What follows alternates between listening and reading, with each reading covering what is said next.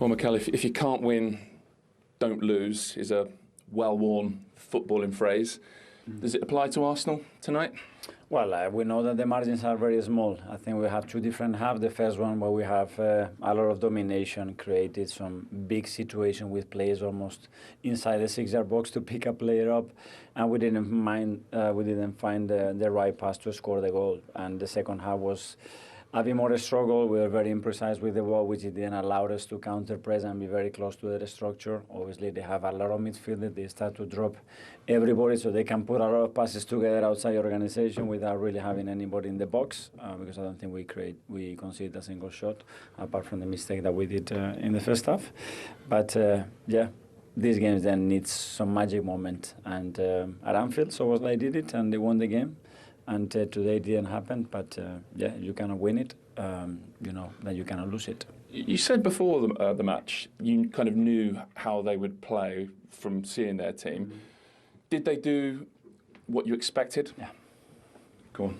Can you elaborate on that? Well, you see the game, so I knew that if we put in a lot of midfielders in, you know what they're going to have. I knew that they're not going to be very aggressive in the high press, that after they're going to want to start to drop everybody, with Wirtz playing as a false nine and being difficult to press them if you don't regain the ball in the next 3 or 4 passes. And that's what we expected. And then we have some moments where we have the right positional advantages to really hurt them, and when we got into these areas, we lacked that quality to pick the player and score goals. Yeah, and maybe a few balls flashed across their goal mouth that you would have wanted someone on the end of? And 2 or 3 times that Victor is completely free between the keeper and the centre-backs, and a lot of situations that we get there. The final one that we have an incredible cross from Noni, and Gavi is there, normally it's a goal. And it is not, but that's football. I mean, we come from a very, very demanding schedule. The last 6 games that we play in this Christmas period, and we've come out of that in a really strong position. Yeah, so just in terms of maybe not only Gyökeres, but probably every attacking player on both sides having a difficult night, would you say that's more down, in Victor's case, to a lack of supply to him than anything he did right or wrong tonight? No, he did a lot of things right. At the end, the ball has to arrive there to have the opportunity to do it, and you're playing against 2 world-class centre-backs as well, that they know very well what to do to stop you. That's why they are the champions. Now, can you just tell us, you've obviously worked with him for a long time, the type of character Gabriel Martinelli is, because there's obviously that moment at the end where it looks like Conor Bradley might be seriously injured, and it goes to roll him off the pitch. Has he just made a mistake there, your player? Probably he doesn't know, because knowing Gavi is zero intention. I don't know what happened to Conor, but hopefully it's not bad. But obviously there is no intention from Gavi to do anything bad to him. Thank you for answering that. Just summing up the whole period then, you touched on it already. I think you went into the Everton game just before Christmas, actually at kick-off, second in the table. You come out of that schedule 6 points clear. So overall, I guess you feel really positive about what you've done over the last few weeks. I think the desire and the quality that the boys showed in this period, which is the most demanding one through the year, to do what they've done, big credit to them. And as I said, coming out through that period in the position that we are, I think we have to be proud. There are things to improve as always, and today we're going to get a few of them to be better, and we keep going. Okay, so it doesn't feel like too much of an opportunity missed tonight? You want to take all of them, but if that's the case, you will be 15 points ahead, you know, and this is the Premier League, and we all know how difficult it is. Thank you. Thank you. That's the thoughts of Mikel Arteta here live at the Emirates Stadium, where our good friend Manu Petit, Wright's former teammate, has joined us. He was watching the game with us tonight. You heard the manager there. Manu, what did you make of that overall this evening? I don't know for you guys, but I totally agree with Mikel Arteta. I think after the Christmas time, you know, it's a long period with so many games to play, and with such a positive run, you know, of winning games, and they're still top of the table. It's 1 point today. I think we can be frustrated, but we have to give credit to Liverpool, and they're still 6 points ahead, you know, on top of the table. So I think I want to see the positive side of it, and I'm frustrated, you know. I was hoping something different, expecting something different, especially, you know, creating chances, you know, try to come back, you know, in the second half, especially try to take Liverpool by the neck, just like they've done against Aston Villa here, you know, recently. Yeah. But it never happened. So again, Liverpool is a huge club, huge team. They've been unbeaten for the last 10 games. They're coming back strongly. They've got very good players, knowing that they were playing without strikers today. So I think tactically as well, they show they were brilliant. I think intelligence. I think they show composure as well. So 1 point, I think, as I said, you know, at the start of the interview, sometimes when you cannot win, you have to do everything, you know, to get a point. Did it surprise you the way that second half panned out after what Arsenal had done in the Yeah, first? because I've seen that against Chelsea away from home. They were playing 11 against 10, and they didn't show, you know, what it takes, you know, sometimes to go and win that game. They did it against City here as well in September when they conceded the first goal, and they were losing confidence. But I remember, you know, I don't know, guys, we won titles, and we all know that winning the Premier League is very difficult, and sometimes, you know, you get points after points, you know. It's a long way to go. So today, I think, at the end of the season, that could be a very good point. Yeah, and I think if you look at Mikel Arteta, if you said to him before this midweek set of games, Arsenal had the toughest, you know, game playing against Liverpool. So Manchester City, you'd have expected them to win. Aston Villa had a game as well. They've got out of these set of fixtures, one game less, you know, a difficult game out the way, and no deficit in terms of against their rivals. So overall, okay, little bit of a missed opportunity maybe. But I think if you said to Mikel Arteta 2 days ago, you're still all going to be, you know, on the same points as Villa, Manchester City and Arsenal, it's still going to be 6 points ahead, he would have absolutely been delighted, because that's the hardest game of the lot. Yeah, and we don't have to play Liverpool again. You know what I mean? You know, the way I see it, obviously, you know, from an Arsenal point of view and an Arsenal fan point of view, you know, I don't like to see Bukayo Saka being taken off. As much as, you know, Noni Madueke came on and done well, I'd like to see Saka a match stay on. If you're going to bring Madueke, bring him on for someone else, because I just want the best players on to give us the best possible chance in the end to maybe take that corner, whatever it is, what he can do, Saka, to be on the pitch to do that. So I know that he needs rest as well, but I'm always baffled to see a player of that caliber, that good, being taken off for someone else. I was very surprised with that. Manu? Well, he's not the only one, you know, that has not been very good today. I think he had a good first 25 minutes. He took advantage, you know, on Kerkez many times, but they were missing, you know, technical skills at the end for the passes and great movement as well in the penalty area. But he was not the only one. I think Ødegaard as well had a very difficult game, Gyökeres as well. So there is so many players who have been frustrated today. But overall, Manu, before we let you go, 1 defeat in 18 Premier League games. That's what I'm saying. Mean, they're learning, they're gaining experience and belief all the time, aren't they? Of course, and I remember, I don't know if you remember him, but again, when we won the title in 1998, we had a game in winter, during winter, in the midweek. No, against Liverpool. Against Liverpool. We drew 0-0, and we were booed by the fans at the end. Yes. It was a terrible game. We were terrible. We didn't deserve to get... Even Wrighty was terrible, wasn't he? We all were terrible. It was a frozen night, you know. It was freezing, yeah. We drew 0-0, and we thought ourselves, yeah, we didn't deserve to win that game, but at the end we won the title. Yes. Let's hope that's an omen. Yes, Listen, good to see you. Thank you very much you, indeed. guys. Manu Petit, as always, with us. Let's get some more Arsenal reaction now. Here's the skipper, Martin Ødegaard. Well, Martin, in the circumstances, does it feel like at least a half-decent point, or you stood there thinking, 2 dropped? Obviously, I wanted to win, so it's always two points dropped when you don't do that. Yeah, we have to look at where we are. We're in a good position. We've had some incredible games, good run of games, you know, good results. And yeah, when you can't win, then at least make sure you don't lose. And yeah, we'll take the point and move on. So yeah, some lessons to learn from the game, but in the end, it's a point and we move on. What did you make of the flow of the match and how that changed first half to second half?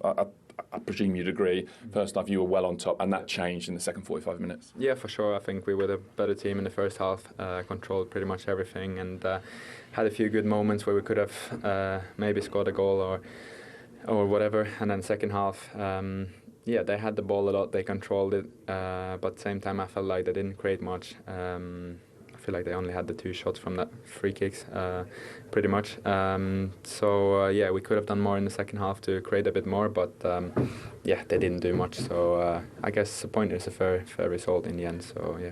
How much of a factor were conditions? It was, especially that first 20 minutes, really wet. Yeah, no, it was.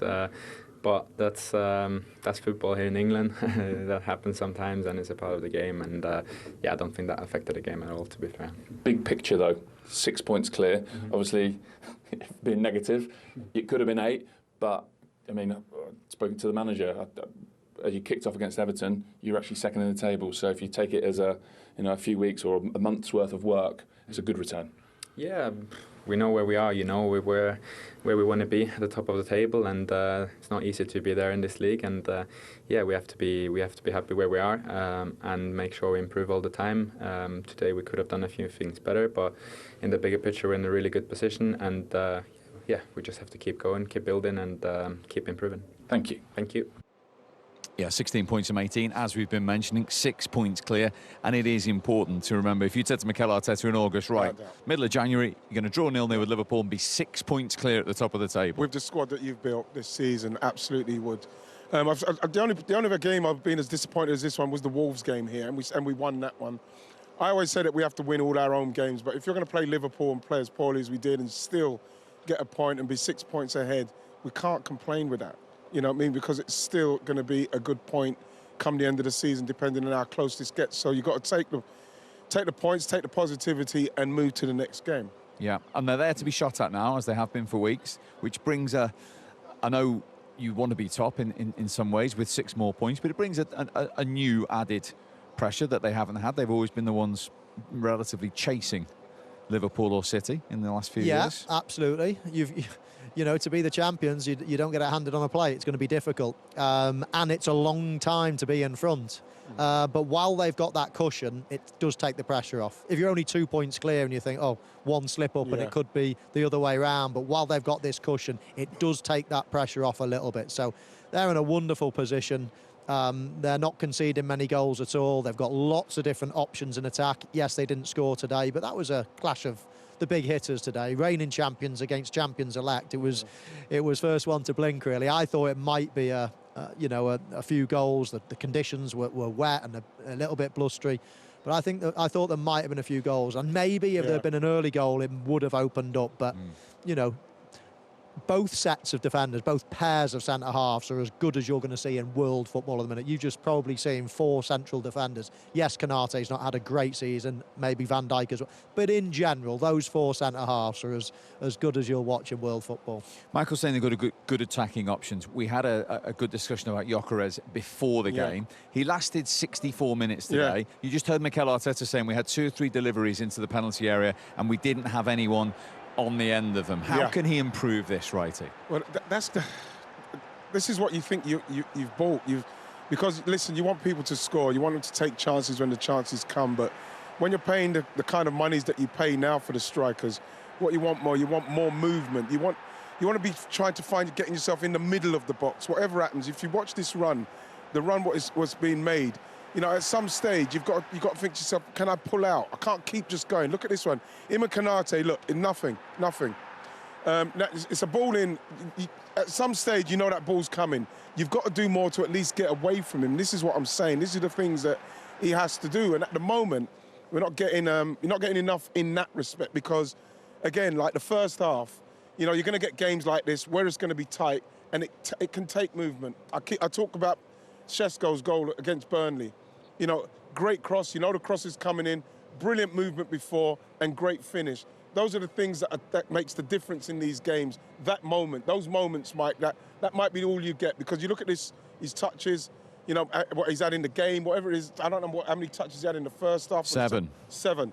The fact is, I remember Haaland last season, I think it was against Forest. I think they said he had 11 touches. He scored 3 goals.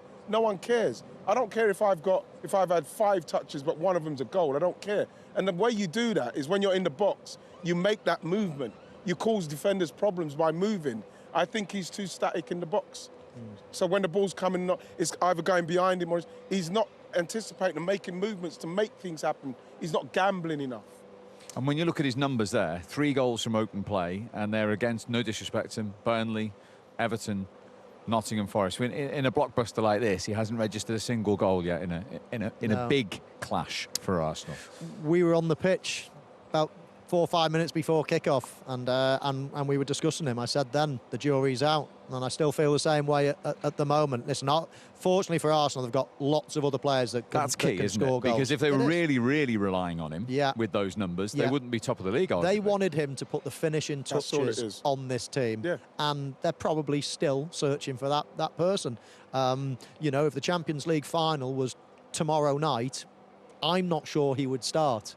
They will continue and they will persist with him, of course, because they paid so much money. You want to give him all the chance in the world. And you know what? Against the Burnleys, against the Nottingham Forest, against the Everton, whoever it might be, he probably is going to score a lot of goals. He can finish. He will be in the box. But, you know, to win these games, you need a bit of class. You just need a bit of class, and I think that's where he lacks. You know what it is? It's in these games when you do have a game like this. Yes, we've been playing well coming into it. I was saying 2, maybe 3-0 today, just because of the way we've been playing. But when you do get a game like this, you do need somebody who's out of nothing say, oh, he's done nothing all game, but he's scored the winning goal. Because sometimes you get games like this, you don't get many touches, like I said, but you get that goal, you win it 1-0, and people say, yes, that's what we bought him for. But at the moment, we're still not quite seeing that, and hopefully there's enough games coming in before the end of the season. Hopefully that will happen, because I think we're going to need to see something. There's a bit of a saying, isn't there, a flat track bully. I think he could be that type, you know.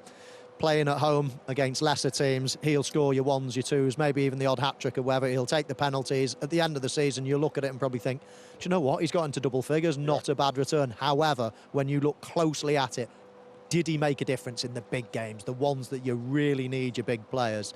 And sadly, so far, only half of the season gone, but sadly, so far, it's a no. And at the moment, as I say, the jury is definitely still out. But when you look at the options available on that graphic, that's helping at the moment, isn't it? Because, as I say, there isn't a sole reliance. Quite the opposite to Manchester City, what people are saying about City, actually, where if Erling Haaland goes 3 games without a goal, City aren't scoring, they aren't winning. Yeah, but we have got goals. And again, this is why I'm very surprised to see Saka coming off, because he's one of our main goal scorers. But, you know, Jesus is still coming back after a long injury. He looks very sharp. You've got Kai Havertz is coming soon as well. We know Mikel Moreno can play out there, he can score. We know Trossard can score goals. We know Gabriel from the back can score. So we've got goals. Is that taking some of the heat off Gyökeres, do you think? Without a doubt, because if those guys weren't doing that, with the money that we've paid, there would be a lot more noise around him. And it's these moments where, like I say, if I was playing in this team, you know, coming from the league he's come from, all I'll be working on is my movement in the box. My first touch to make sure I link it, get it out there, get in the box, and let them know when you get it. I know when you cut inside back onto your left foot, Bukayo, I'm going to be zooming across that first post. If you get to the line, I'm going to drop out and I'm going to make sure I come and attack it, because I know you're going to have to chip it up. I'm letting them know what I want. Martin Ødegaard, if you're running through, I'm going to go to the left and then I'm going to cut across him, so you put it through and I go across him, so then I'm able to go into it and then have my shot. These are the things I'll be saying to him in training, because there's so much going on with Arsenal. They've got so much going on through the pitch. You deal with the area. That's what we're paying you to do. Anything that comes into and then around that area is your domain. So you own it. Own that domain and let them know, put that ball in for me, because I'm making the runs. At the moment, he's not. And let's flip it the other way. If he can click, like Wright is saying with some of his teammates, and go on a goal-scoring run, then surely, with the goals coming from elsewhere, Arsenal will look formidable at the top of that table. Well, every other team is probably thanking the lucky stars that they haven't got a centre-forward that's scoring plenty of goals at the moment. And, you know, they're not easy to find. You know, you look at the Premier League, who people have signed over the last season to come into the Premier League. Sesko, OK, he scored a couple last night, but he's not hit the ground running. You look at, you know, Gyökeres, not really hit. Voltemade is probably the one that Liverpool scored with the most. Nunes even, Exactly. 85 million. Isak hasn't scored too many goals, but he was already a Premier League player. But the Premier League have got lots of, you know, the team's got lots of them. They're bringing some of the best players that are on the market from around the world, and not many of them are hitting the ground running. There's a dearth of centre forwards in world football at the moment. You know, players like You know, Gyökeres scoring dozens and dozens of goals in a season in Portugal. Bring him to the Premier League, it's a different ball game. So, yeah, there's not that many out. I feel sorry for Mikel Arteta in a way, in that he knows that was the problem. And you search around the world and you think, right, we've got a big pot of money to spend. What are our options? There are not that many options around, as you can quite clearly see. So not an easy position to fill at the moment. And as we all know, Arsenal are doing so well that it's probably being papered over the cracks at the minute. But the bottom line is, the jury is out.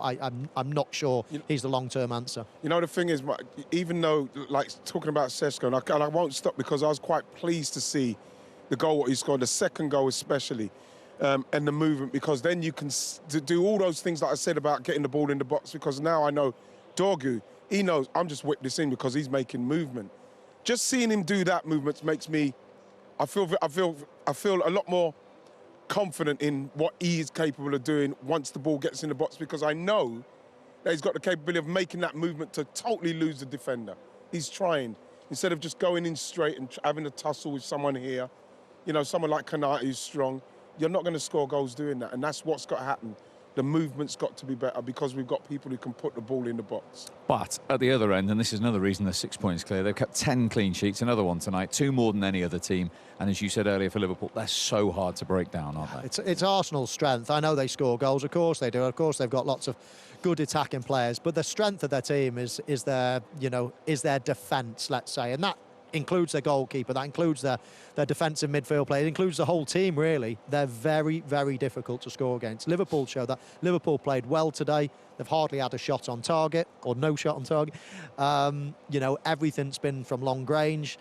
You know, they're so hard to play against. And do you know what? If you have an average game and you still get a 0-0 against a team like Liverpool, then you're well on your way to being the champions. I mean, it's a strength, and and I don't deny them what they're doing.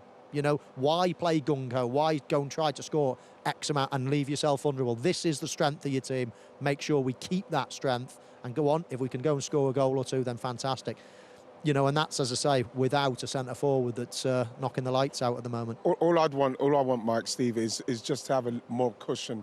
You want to build as much of a cushion. You've got 6 points, right? How much do you want? Yeah, just keep going. So as then what happens is, you can have the odd game like this and it doesn't hurt you because you know, OK, we'll get it going again. But City or Liverpool or even United back in the days, all of those top teams, they do not rest on oh, we've got 6 points. They go. They'll try and beat a Liverpool here. They'll beat the teams. So that's what I want us to do, simply because I want us to have as much of a cushion going into it. That's why I'm not scared. There's that nervousness again, isn't there? That they're so desperate for it. Maybe. And you can feel that amongst the crowd. Yeah. It has been a while, but of course they've practiced that over the last few seasons, and I do think they're pretty much ready to go and do it now. They just don't look like conceding, so it's going to be hard for anybody to beat them. Indeed. Michael Wrighty, thank you very much indeed for your company. Thank you very much indeed for being with us here live at the Emirates. Arsenal could have been 8 clear by tonight. They're still 6. We need Wrighty to chill. Very, very good position at the top of the league. Good night.